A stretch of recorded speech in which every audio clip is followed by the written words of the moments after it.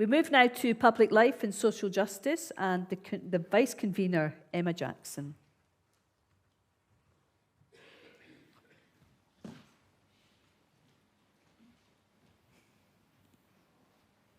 Thank you, Moderator. Emma Jackson, Vice Convener of Public Life and Social Justice. What does the Lord require of you? The familiar words of the prophet Micah, to act justly, love mercy, and walk humbly with our God. What does it mean for us to act with justice, to pursue mercy and compassion, and to walk with real humility with God? What does it mean for us as commissioners, congregations, and collectively as the Church of Scotland? What are we saying and doing that demonstrates our intentional pursuit of justice, mercy, and humility?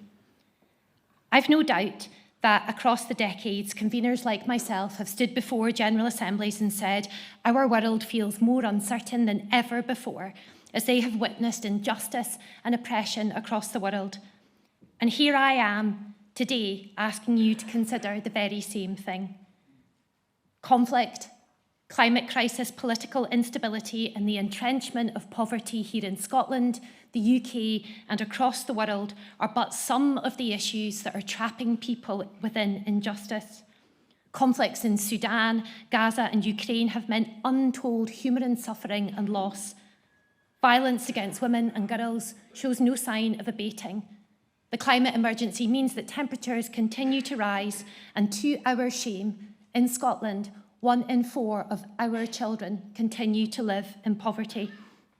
All of this is happening alongside the rise of the populist political movements that point the finger of blame towards minorities and the most marginalised in our society, leading to a divisive and dehumanising debate. And injustice does not escape us as a church. How we look back and reckon with our past with humility, mercy and justice is equally important. The legacy of historic chattel slavery and the church continues to be a contemporary issue that we must remain committed to learning and deepening our understanding of and seeking the guidance of the Holy Spirit from as we determine our response. Dr. Martin Luther King, American civil rights activist and church leader, once said, "As long as there is poverty in the world, I can never be rich, even if I have $1 billion. I can never be what I ought to be until you can be what you ought to be. This is the way our world is made. We are interdependent. I can never be all that I ought to be until you are all that you ought to be. Until we tear down the systems of oppression and injustice that harm people and destroy creation, none of us can live in the fullness of all that God wants us to. Our vision within public life and social justice is for the Church of Scotland to be empowered with the knowledge, understanding and courage to respond to and pursue issues of social justice and public life, both within our church and wider society, using our distinctive Christian voice to influence decision-making. Through working alongside presbyteries and congregations, we're able to speak up and speak out about the issues we know that are robbing people of their dignity and worth. We can speak truth to power and reflect the fullness of the gospel of Jesus Christ, and it is our very great privilege to do this work. But we know to act justly, love mercy, and walk humbly, we will not be able to do all that's required of us just within a small group or a committee. This is going to take all of us to witness a different way and to reflect the kingdom of God here and now. We know that so often it's our pursuit of justice and determination to live out mercy that so often inspires people towards the Christian faith and ultimately towards Jesus. Issues of justice are perhaps the defining aspect of younger generations. We have so much to learn from passion and determination. How can we work together, those of us who are younger and those of us who are older, to prioritise and coordinate our justice-based work in support of our mission to create disciples for the transformation of the world? We have an incredible opportunity to live out together, to be a justice-seeking church, to build on all that's already happening and to go further, to be visible and vocal in about the injustice and oppression that's happening around us, refusing to settle for the status quo, but actively and intentionally ushering in the kingdom of God as we live out the way of Jesus, present, purposeful, and prophetic. A practical way for us to do this will be participating in Scotland Demands Better, a mobilisation of civil society in an anti-poverty march on the 25th of October in Edinburgh. Led by the Poverty Alliance, the Church of Scotland is actively participating in shaping this demonstration so that faith communities are at the very heart of raising our voices and demanding change. We know that the Church has a long tradition in peaceful protest on issues of injustice. We really hope that you'll help us rally a crowd, fill a bus, and put our feet on the street so that we can act justly, love mercy, and walk humbly with our God. Assembly, I'll finish with the words of the late Pope Francis. To all people of goodwill who are working for social justice, never tire for working for a more just world marked by greater solidarity. Let us be renewed by God's mercy, and let us become agents of this mercy, channels through which God can water the earth, protect creation, and make justice and peace flourish. Thank you. Thank you. We have a number of requests to speak which have come up under section 8. So we'll just carry on with section 8 rather than questions to the convener. There are questions, but they come up under section 8. But we'll take... We are on section 8. It's just if there were any particular... Right, okay. Catriona Templeton, you have a question. And thereafter, I'm taking Tim Norwood, Robert Allen, Julia Pizzuto-Pomacco. Catriona. Okay. Catriona Templeton, 119. In light of the role of the Church to care for, serve and speak alongside people with disabilities, and to speak for a more fair and just society, that, and given the fact that the hidden cost of disability is to be about £1,010 a month, just so that they have the same basic standard of living as a non-disabled person, and the fact that employment rate is for a person with disability is only 56% compared to that of 82% for those without a disability. Is there a particular perspective from the Church of Scotland in relation to the UK Government's current proposed reforms to welfare, social security and PIP payments?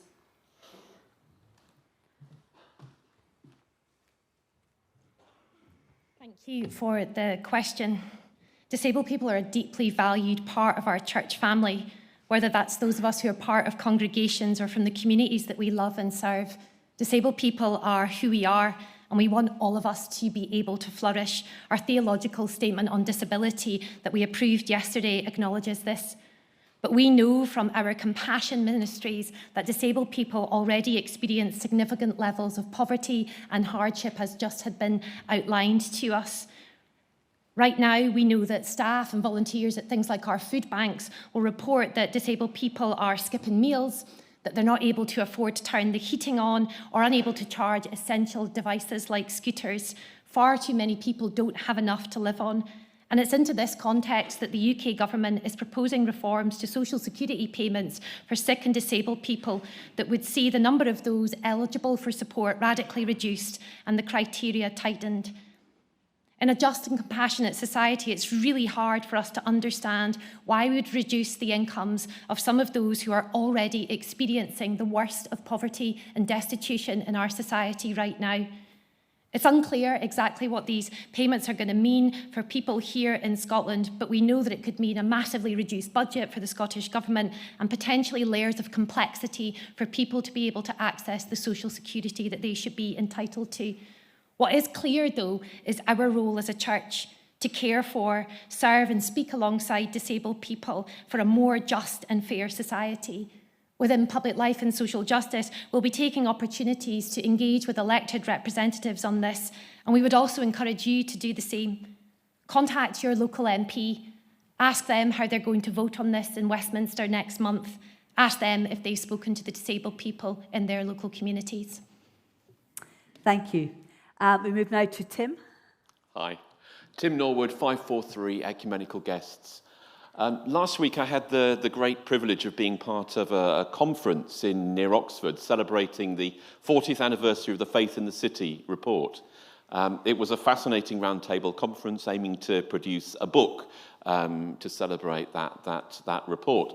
It was filled with clever people, church historians and theologians, and people like me.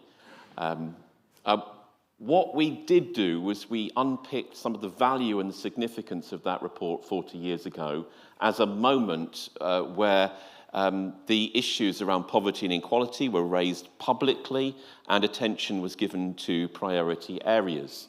We also analysed its weaknesses.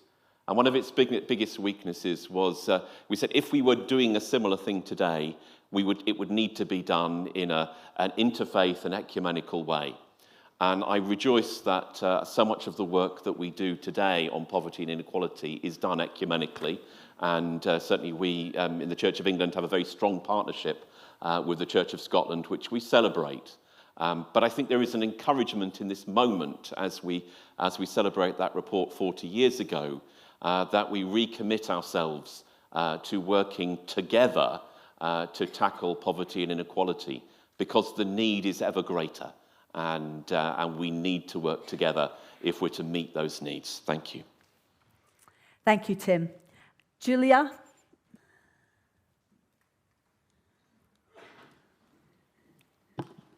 Julia Pizzuto Pamaco, 343.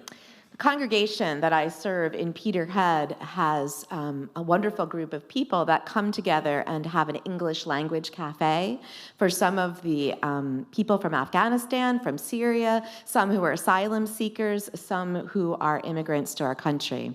So full disclosure, I'm an immigrant as well, and but I'm a woman of privilege, and so for my family, we have resources. They do not have as many resources, and my great concern for this social justice that we are doing is that we listen to what's going on in the news.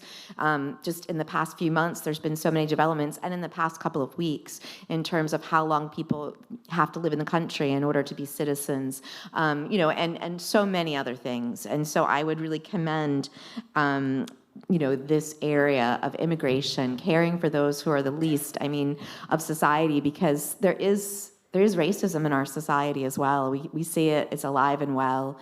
And again, if you are from another faith, if you are from another background, if you have a slight twang to your voice, you sound like maybe you're from another country that we don't like, there is a lot that these folks face, and they need to be welcomed. And we are places that the council is so excited to work with us, to welcome them. And so I would also commend to our churches the wonderful ministry of reaching out to people from different places. But we do need advocacy, and we do need to care for these people as well. Thank you.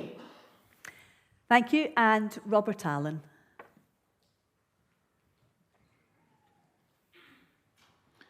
Thank you, Moderator. Robert Allen, 204. The team is asking what it means to be a justice-seeking church. I kind of hoped we would know something of the answer to that one, given our long history in the Kirk. But I look forward, if the Assembly agrees, to seeing what that looks like, because I'm slightly confused. The team are bringing deliverances about Christian aid and Sudan and Korea, but yesterday it fell to the Assembly trustees to talk about Gaza. We need a dedicated group, maybe even a standing committee again, to bring our focus on peace and justice issues throughout the world. That's what people outside this hall care about. I'm glad to see a public issues policy review being suggested, but what I'm saying is I think we need some joined up thinking on our focus here. Connected with that, the team talks of a national digital strategy, and ministers, amongst others, will be equipped in this. Even though the report contains some details, I'm still left with no idea of what actually that looks like, and why we have parted ways with Sanctuary First, which for years has now had the knowledge and expertise in digital online presence. I finish with a question, Moderator, if I may. I assume the Church of Scotland website is remaining, and are there any plans to make this somewhat more exciting, more more engaging on important issues such as peace and justice, and so worth visiting. Thank you. Thank you. Convener, do you wish to respond?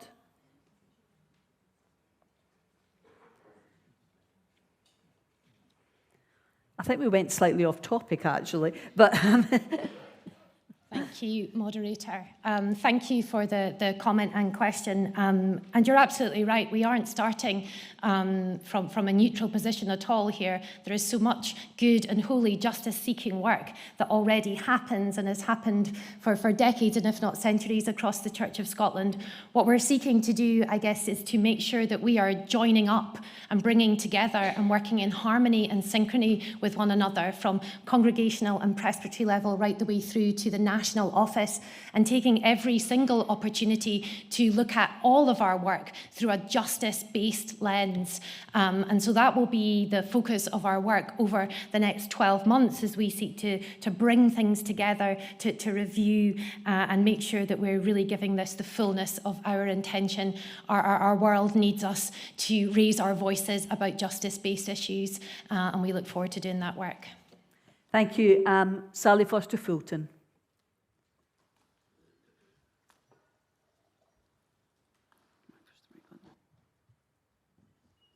Am I on? You Great. are on. Thank you. Sally Foster-Fulton, number 210. Thank you so much for what you had to say about the rhetoric and the change in the dynamic of public discourse. And I would like to commend our friends in the Society of Friends for an initiative that they are considering when President Trump visits for his state visit, when the eyes and the ears of the world are focused on the UK and possibly on Scotland, to not lash out in a personal way, but to say quite clearly, as an ecumenical body and an interfaith body, so we would be joining with others, this is what we expect from our world leaders. We expect honesty, compassion, equity. We expect that we will treat people equally and with love at the heart. So I wanted to commend an initiative and to ask FAPLT if they might be ready, and again, don't just a question, if you might consider looking for active ways to collaborate with our ecumenical and interfaith partners to speak together. Because when we speak and act together, it has a power that we do not have when we speak alone. And I think we have said in this wonderful place many times, we don't have to drive every train. Oftentimes, we just need to get on board. So I would commend what our friends from the Quakers are offering and ask us to consider collaborating on that. Thank you.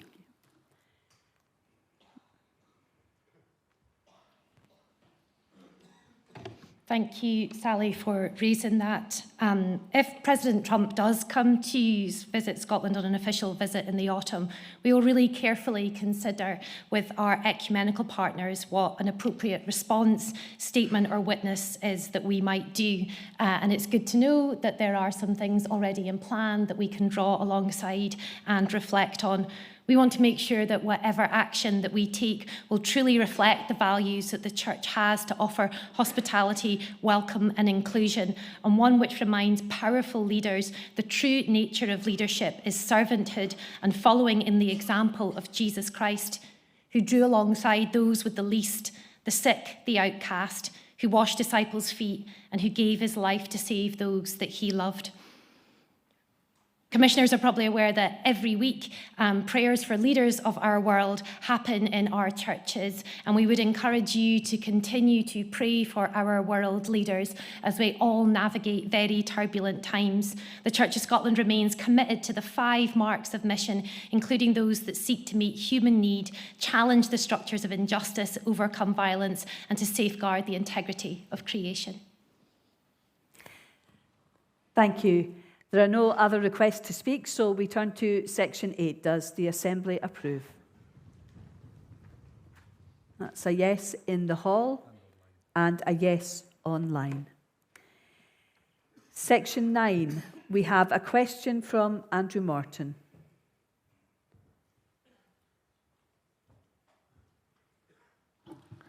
Andy Morton, 116.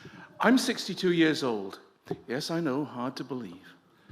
I'm also a retired science teacher.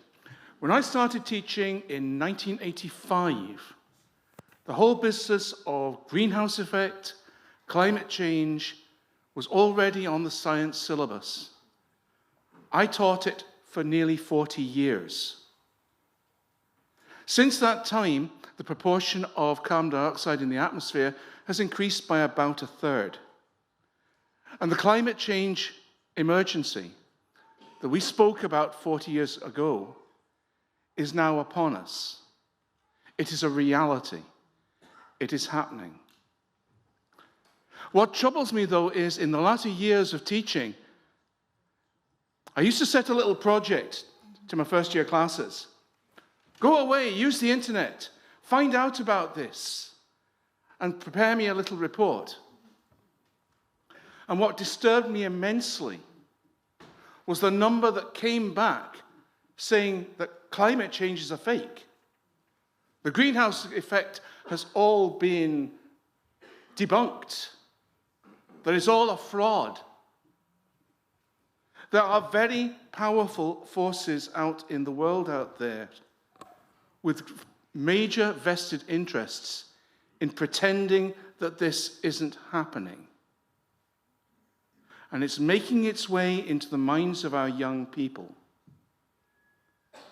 So it is vital, if we are going to prosecute this motion effectively, it is essential that churches have resources, information based on thorough scientific backing to ensure that they can carry the message out into the world that this is God's creation. We are here to look after it, not wreck it. And that the means by which we look after this world is based on sound science, not the chatterings of the internet.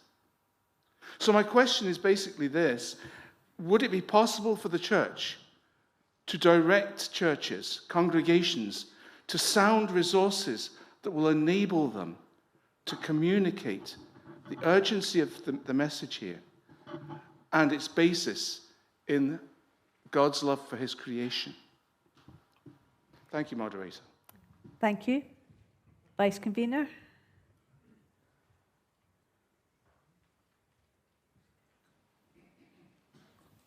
Thank you for the question. Undoubtedly, the climate emergency that we face is real, and we know that it is causing harm to some of those with the very least right the way across the world. The Commissioner is right to point out the disinformation that exists around this, and it's really important that all of us have access to accurate and correct information. To enable us to do that, we'll continue to work with partners who are expert in this space. That would be organisations like Christian Aid and Tier Fund, who have done very good, sound, scientific work. So we will continue to be able to share that work.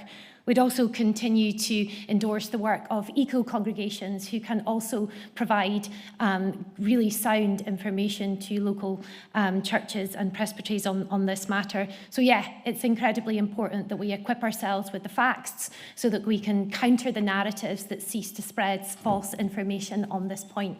Thank you. Thank you. There are no other requests to speak. So, Section 9, do we approve? Yep, yes, in the hall and online. We turn to Section 10. Two questions, first of all. Robin Hill and then Justin Taylor. And thereafter, two comments, Andrew Gardner and Michael Stewart. So, Robin Hill. Moderator, I've been involved with the consultations over the slavery issue, and I just want to reflect very briefly on something which I saw while on holiday in Germany. And I admit that I'm coming to this as a tourist, and we have people in the hall who are German citizens, so they are far better equipped to speak about this than I ever could be. But what struck me in March, wandering around the streets of the wonderful city of Berlin, is that there is so much that deals with Nazism, and of course the Berlin Wall, and of course the Great War as well. But there's so much that deals with that 1933 to 1945 period. What they do, and do so brilliantly in the city of Berlin, is to have, whether it would be information boards or whether it would be sculptures, they have ways of shining light upon very dark things. And I think one of the best things that we can do in terms of slavery, and our part in benefiting from slavery in the past and arguably in the present, one of the very best things that we can do is to shine light upon our involvement and not seek to hide things away, but to bring it out into the light, perhaps even physically shining a light upon a stained glass window. And I would just like to say that that is something which I would commend to the committee as it moves forward with this and seeks to do very worthwhile work in time to come. No. Convener?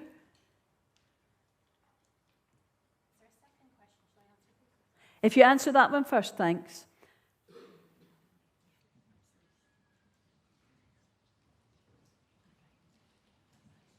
Thank you for the question. I can absolutely commend everything that the Commissioner is saying. The work of the Legacy of Slavery Group has been intended to do exactly that, to shine a light on the involvement in the Church of Scotland, to help us have a much deeper understanding of the role of the Church, so that we can then go forward and take actions in terms of what an apology and other actions might look like in that space. That work is ongoing and due to report in a final way to the Assembly next year. Thank you. Justin Taylor, another question. Thank you, Moderator. Justin Taylor, 417. I'm going to start with a question and then I'll unpack it a little bit.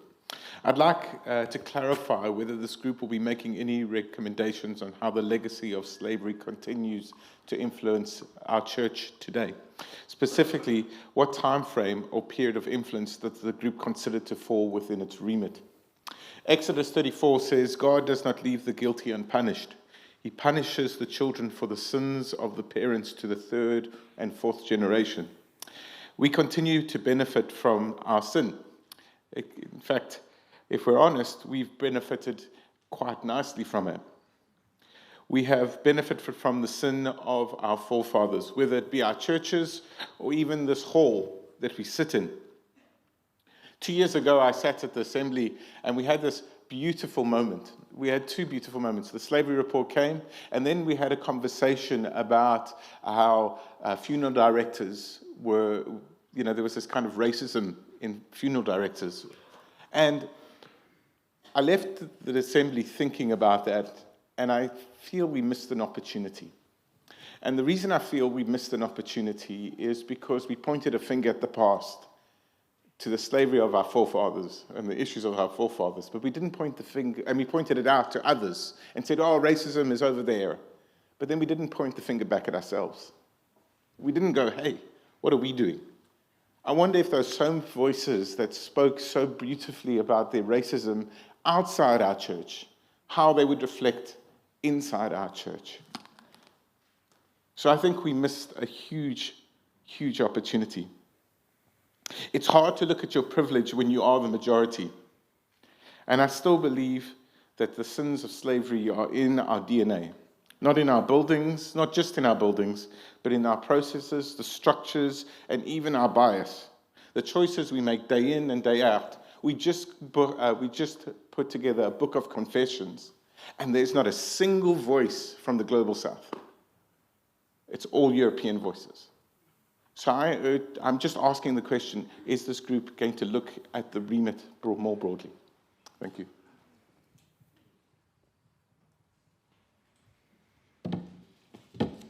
Thank you, Commissioner, for the question, a really important question about how this continues to affect us today. And you're absolutely right to shine a light on both how we as a church have benefited and the ongoing suffering of others, both in terms of the legacy of slavery. This is important but often uncomfortable work, but we need to lean into that and to continue with it. The 2023 report sets out aspects of how this legacy impacts not just modern racism, but the economic systems, the inequality of how climate change impacts the global south, and the inequality of outcomes for people of African heritage that continues to this day.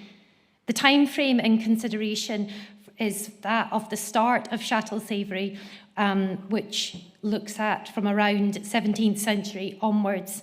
Those who are involved in drafting the apology have been presenting to both individual presbyteries to discuss the findings from the 2023 report and also to listen from Caribbean partners, as well as the learning that's happened from the 2024 pilgrimage. Lots of work has been taking place and lots of work needs to continue to take place so that in a year's time we are able to begin the important work of moving on and delivering our apology and what comes next from that. Thank you. So we move to comments, and the first was from Michael Stewart, then Andrew Gardner, Thorsten Koenig and Muriel Pearson. So Michael. Moderator Michael Stewart, 275. I wonder if any of you have ever set a slave free. Well, how many of you know the origin of the word slave? It comes from the word Slav. It comes from a time when Venice was the slave exporting city in the world. And they took people from all the Russias and roundabout and sent them across to North Africa. When I was in South Africa, I had a very, very competent coloured, it's all right to use that phrase in South Africa, coloured secretary who was an absolute gem. And a colleague of mine, a medical consultant from another faith community, went to Canada and wrote to her because he knew she was very competent and asked her if she'd come to Canada and be his PA. And so she went and we supported her. And 6 months later, we received, by a very roundabout route, a letter which said that this gentleman and his wife had taken her passport and she had become a slave in his house, not a PA, a dishwasher and a child carer. Through a lot of work through British consulate and whatever, we managed to set Natalie free. I have a new international version of the Bible, the study one, given to me by her when she returned to South Africa and to the job that she did so well. Assembly, defacing statues, taking them down, erecting blue plaques are all good stuff, as we've heard. They allow us to perhaps in some way be aware of our past, but it doesn't release one single slave. And in this country, and in England now, there are many, many slaves working in sweatshops. And I would like to encourage the committee to look at ways in which the Church of Scotland can advocate for modern slavery in this country. We can't save the whole world. There is plenty of slavery going on in Africa. But I would ask the committee to look at the situation in places, yes, here in Scotland, where we have slaves. And if you have the opportunity, any of you individually, to try and strive to set at least one free. Thank you, moderator. Thank you.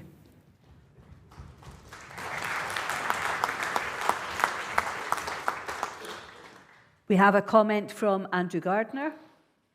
Thank you, moderator. Andrew Gardner, 284. Just reflecting on my feet from the comments from my friend Justin.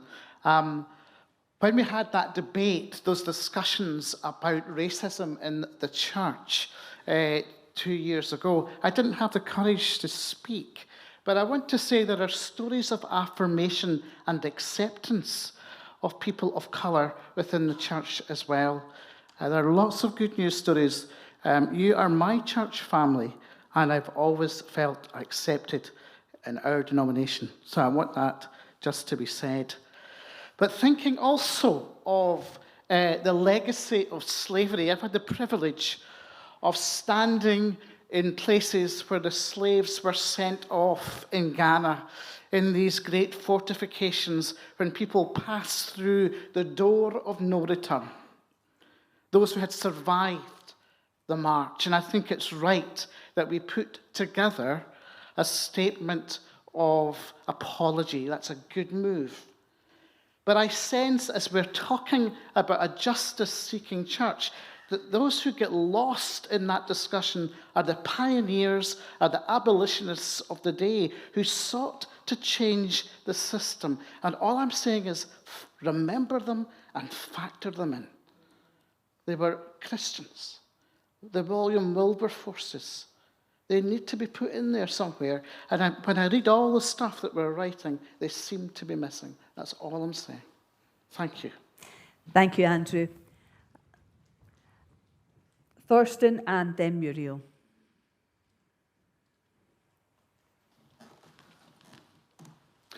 Thorsten König, 129, and I'm German. And thank you for all who travel to Germany and visit our wonderful country. In return, a lot of Germans come to Scotland to enjoy Scotland. What makes me and my identity as German so special, I think, is that Nazi Germany is always part of our identity. And maybe that is why, hopefully, enough Germans are very sensitive still to remember and to be touched by tendencies in our modern world, which we could see almost as an echo of what happened then. And when I listen what's going on in our society, there are dominant voices which create a narrative of national pride in an unhealthy way, of populism, which cover up the real important topics which society should deal with. So I'm very glad that we have this report on slavery. And I can only encourage not only taking this as a piece of history, because that is what happens. Oh, that happened then, and we live now in a different society. That is what we hear in Germany at the moment from certain political parties allowed, and they get a lot of votes. So let us not take this as a piece of history, but a piece which also shaped our culture. And let us translate it, and therefore thank you that we as an opportunity to speak about slavery today in all its forms and exploitation. Because when we forget history and make it only to an academic exercise, we will repeat history. That is what we Germans currently, I think, have to learn the hard way. Thank you. Thank you. Muriel? Oh, and Alistair Duncan. Muriel Pearson, number 429. Thank you, moderator. I want to take the opportunity of the debate on this particular deliverance to say thank you to the Public Life and Social Justice team, both the committee and the staff. But to realise as we listen here in the hall that that team and that staff are so much smaller than they used to be. And so it has to be because of the reduction in the church offices that we heard about yesterday. But I wonder what it means if we're going to love justice and seek mercy and walk humbly with our God. It means that my paradigm, which comes from the days when I was part of the Church and Society Council, has to be flipped so that we're not looking for all sorts of reports and all sorts of work from the centre that somehow might trickle down, but that we have to find at local level those who already have the expertise, the knowledge, lived experience of racism, lived experience of disability and facing the struggles with the system, for their experience to inform the rest of us. A few weeks ago, I took part in what was the first of a series of webinars. I hope it's the first. I was one of the speakers on a webinar that David Bradwell and others had organised to ask presbyteries to get involved in how they are disseminating stuff around peace and justice issues. And I left that webinar recognising the weariness of those folk who came along and said, well, we're not quite sure in our presbytery yet how we're going to deal with this, and it just begins to feel like another thing we have to do, when in fact it's core to our identity as Christians. So I want to encourage commissioners to have a paradigm shift around this. Don't be looking always to the centre to come up with answers, but also think about partnership. We've already heard about partnership around climate change and so on, where other people are already doing the work. And my final comment is to regret deeply that we are not full members of JPIT, the Justice and Peace team, as we used to be, on financial grounds. It's not very much money, but it means that we have reduced the amount of input we have from our United Reformed colleagues in England, from our Methodist colleagues, and the production of materials that can help local congregations and presbyteries is not available to us in quite the same way, and we're not part of the production of those materials in the same way. We are still involved with JPIT, but joint working must help us overcome the challenges, as in also involving and using technology to connect the people on the ground who are passionate about different issues, so that all of us can fulfill our calling to love justice and do mercy and walk humbly with God. Thank you, Muriel. Dan has a question which I'll take first, and then Alistair Duncan. Dan is online. Moderator, thank you. Dan Harper, 287, Minister in Bridge of Allen. I would just like to ask the question, are FAPLT working alongside the Equality, Diversity and Inclusion Group on this?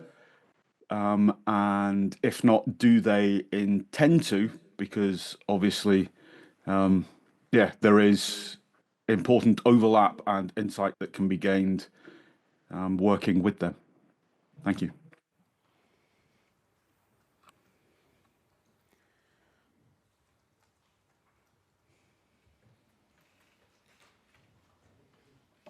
Thank you, Dan, for the question.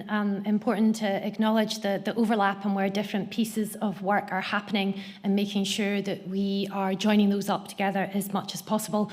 One of the very practical ways that we're able to do that is one of the members of staff who is in public life and social justice, Morella, is our equalities officer and leads directly on the equalities and diversity work that's happening. So she's that bridge between both parts of the church at national level where that work is taking place.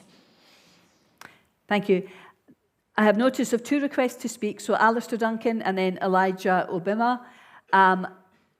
We'll then approve section 10, and after that, the circulation break. So Alistair and then Elijah. Alistair Duncan, 160. Moderator, I simply wanted to add a comment on the back of Dr. Mike Stewart's comment and something that Muriel said as well. Simply to draw to the Assembly's attention and commend the work of the International Justice Mission. Mike referenced the privilege and importance of being able to enter in firsthand to the experience of a release of a slave.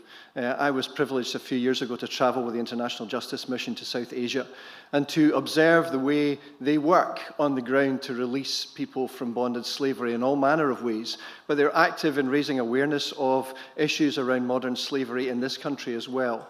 And so if congregations are wanting to look for ways where they can be effective in prayer, witness, action, or financial support, the International Justice Mission is very active on the ground in doing just this work, whilst commending the work that FAPLT is doing and the resources that will be brought. There are many ways in which we can partner and serve together, and I wanted to raise that one. Thank you.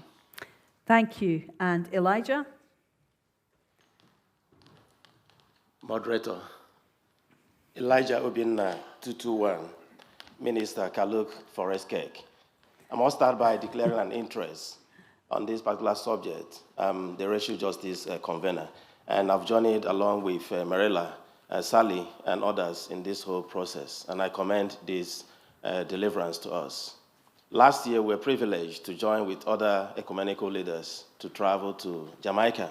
We spent about 14 days. It was eye-opening, it was insightful, it was stressful, it was distressful, and everything all together, to see firsthand about the realities and the continuing effect of the legacy of slavery.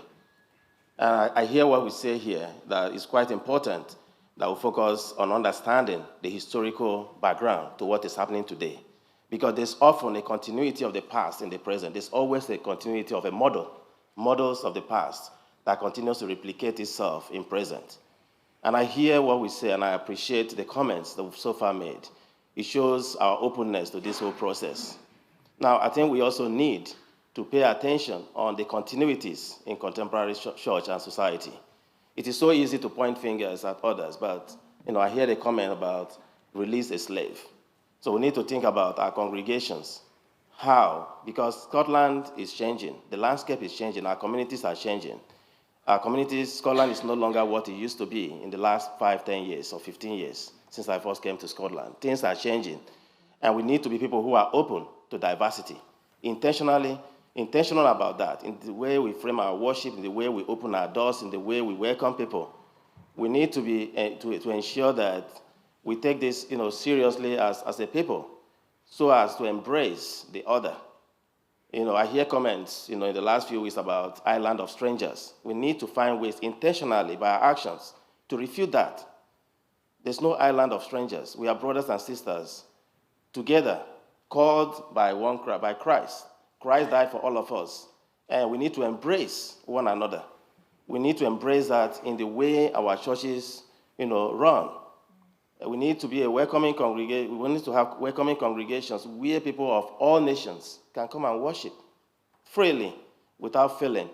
And again, too, it has to show in the way the assembly is run, from the headquarters, from the General Assembly office to presbyteries. We need to embrace diversity of opinion. There are all kinds of studies. Last 2 years or 3 years, we engaged a young person who was studying in the University of Edinburgh to conduct a personal observation of the assembly. And the outcome of that study is quite intriguing, and I'd like to commend that to the leadership to look at that, the outcome of that observation. She was an outsider, but observed the assembly to see who was speaking, who was doing what, and who was doing what. It's quite intriguing to help us in shaping the assembly going forward. Assembly and churches that will be open to diversity and people of all colors and nations. Thank you, moderator. Thank you. So we move to section 10 of the deliverance. Do we approve? That's a yes in the hall and a yes online. We now take a break for 15 minutes and we will return to the new section 11s. So see you at 15:15. So we have a new section 11 in the name of Marjorie Clark. I'll get the clerk to read it. Thank you, moderator. The new section 11 is as follows. Encourage the Faith Action Programme leadership team as part of the Church of Scotland's witness in seeking justice to consider the need to uphold truth and uprightness in the public square and challenge misinformation and lies which so often lead to division and distrust. Is it seconded? Is the convener willing to accept it? Yep. And Marjorie, would you like to speak to it? The convener is willing, or vice convener, convener is willing to accept.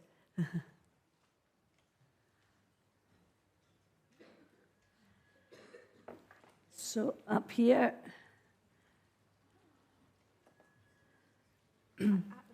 At the bar.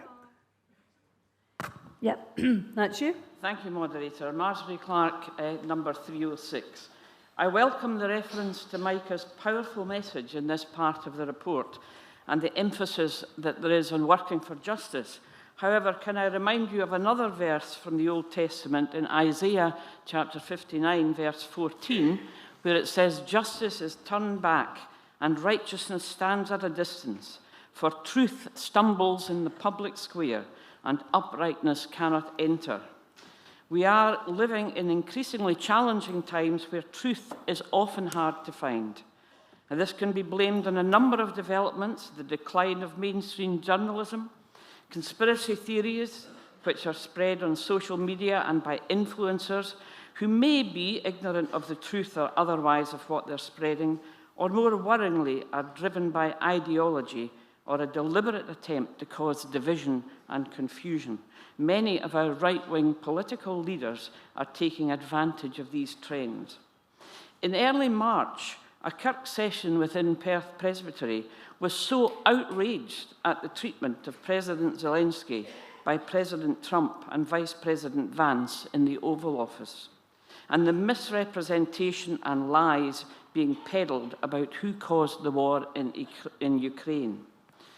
So today's motion is driven by that Kirk session asking our Presbytery's Church and Community Committee, what is the Church doing to uphold truth and challenge such lies and misinformation? And it's a fair question, and I know that the Church has spoken out strongly about the situation in Ukraine, calling for a just peace there, as it has spoken out in a number of other areas of injustice. But Ukraine is just one example of where truth is indeed stumbling in the marketplace. Increasingly, we hear of climate change deniers, those casting doubts about vaccine safety, the blaming of Muslims and asylum seekers following the Southport attacks, and our Prime Minister's astonishing comments last week about an island full of strangers, to name but a few examples where truth is challenged and dangerous opinions are presented as fact, only encouraging further division and fear. Jesus said, "I am the way, the truth, and the life." And this motion is an encouragement to us all in the Church, as Muriel has already said, to stand up for truth, speak out boldly, and call out lies and misinformation for what they are, as we work towards peace, harmony, and justice. Thank you, Moderator. Thank you. Emma, do you wish to say anything or happy to accept? So, FAPLT are happy to accept this new section. Does the Assembly accept this new section? That's a yes in the hall and a yes online.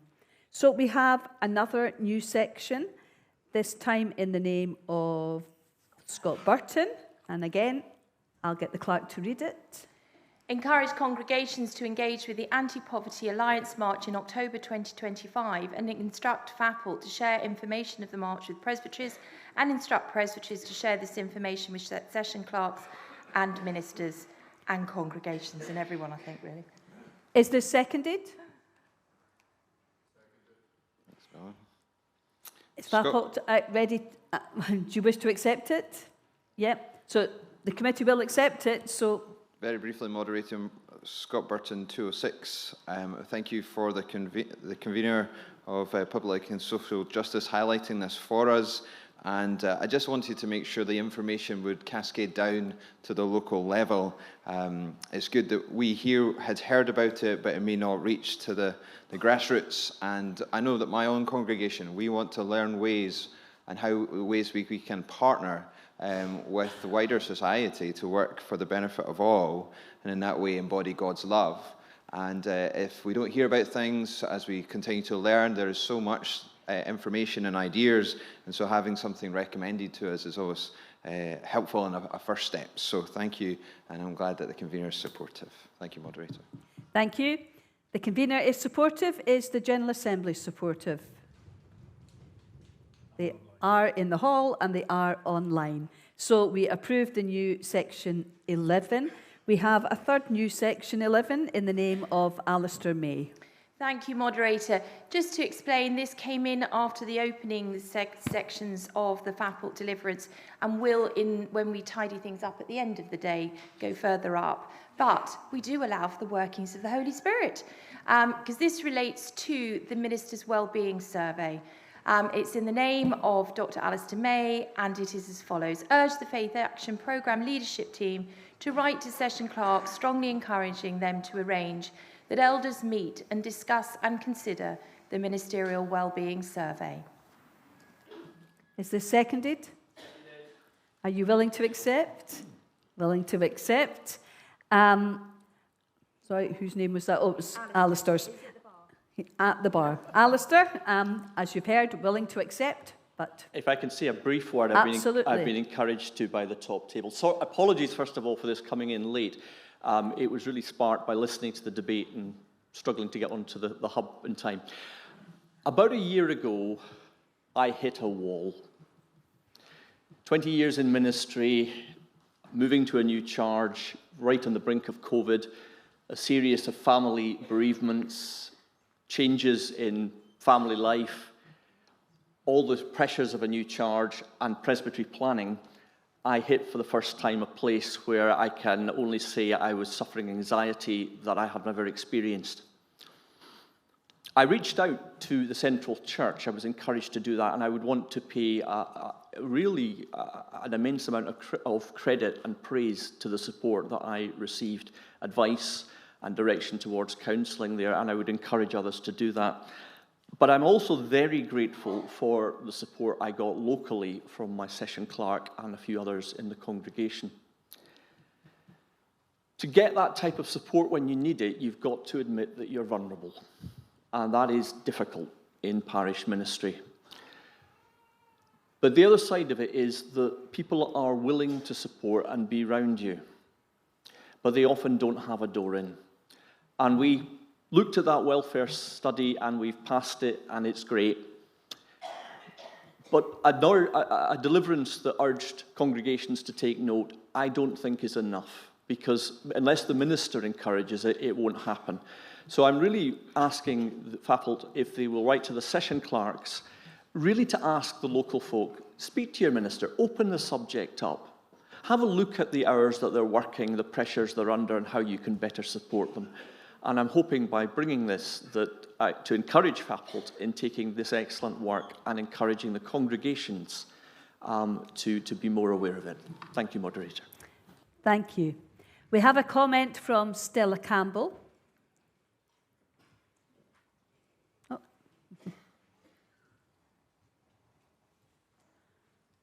Up the back here. Thank you, Moderator. Stella Campbell, Commissioner number 331. I wanted to highlight in section 2.3.9 of the report the fact that it's only slightly over 50% of ministers claim their full expenses. Financial strain on ministers contributes to that sense of a lack of well-being. Decisions taken yesterday, understandable decisions with regards to insolvency of congregations, plus the decisions around changes to how ministers claim travel expenses, potentially add to the decisions ministers take not to claim their full expenses. As a presbytery clerk, I've had correspondence from ministers who say they have never claimed their travel expenses and won't because of the financial position that their congregations are in. I really wanted to highlight this to congregations, to session clerks and elders, that if you are considering the wellbeing study, to have a good conversation regarding the financial well-being, not only of the minister, but of the Mance family. Thank you. And we have a question from Peter Johnston.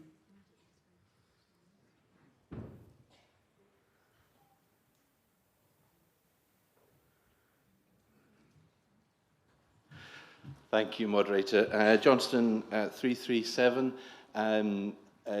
I'm on the FAPLT, so it's just to note that. On the FAPLT. On the FAPLT, exactly. And yeah, it was just a question for Commissioner. Thanks for raising this. In the wording that you have here, It's worded that this is a meeting the session clerks are going to arrange with the elders, which, so I was just wanting some clarity on, are you thinking that then ministers would be excluded from that? So it's just for the instruction that would go to, so that it's worded in the right way, so that there isn't a kind of added pressure then put on ministers feeling that they're either excluded, or you understand where I'm coming from? I'm happy to leave that to wiser folk to think through. My point really was that it shouldn't have to be the minister initiating a session discussion on this. It should be local folks saying to the minister, we need to talk about this in whatever way is appropriate. But I'm happy that if a letter were sent out, that FAPLT would take that on sensitively. That's great. A comment from Graham Barry. Online. Thank you, moderator. Graham Barry 176. I'm not looking for a gold star, but each annual stated meeting, I, as a session clerk, thank our minister and his wife for their support to the congregation during the vote of thanks. Our congregation was shocked to hear the minister say that we are the first, in fact, only congregation that has thanked him publicly at that meeting. He then received several messages from the congregation, personal messages, saying that they were shocked and just how much they support and value his guidance, his sense of humour, his love, how wide and long and high and deep that love shared by the congregation to him and his family. I wholeheartedly support this motion. Thank you. Thank you. Alistair, is there anything you want to add before? No. So I turn to the convener. So it would be the convener because it was under your section. Just, is there anything you wish to add? Just to thank Alistair for bringing this to our attention. When I came into the role as convener, one of my priorities was answering the question, who ministers to our ministers and ministries? And so thank you for this very helpful suggestion that should help conversations happen locally in terms of practical, financial and other means of support. So very much appreciate. Okay, thank you. So accepted by FAPLT. Is it accepted by the Assembly? Yes, in the hall, and yes, online. Thank you. Thank you, Emma. Your time comes to an end. That sounds dreadful. The section of the deliverance for which you are responsible now comes to an end.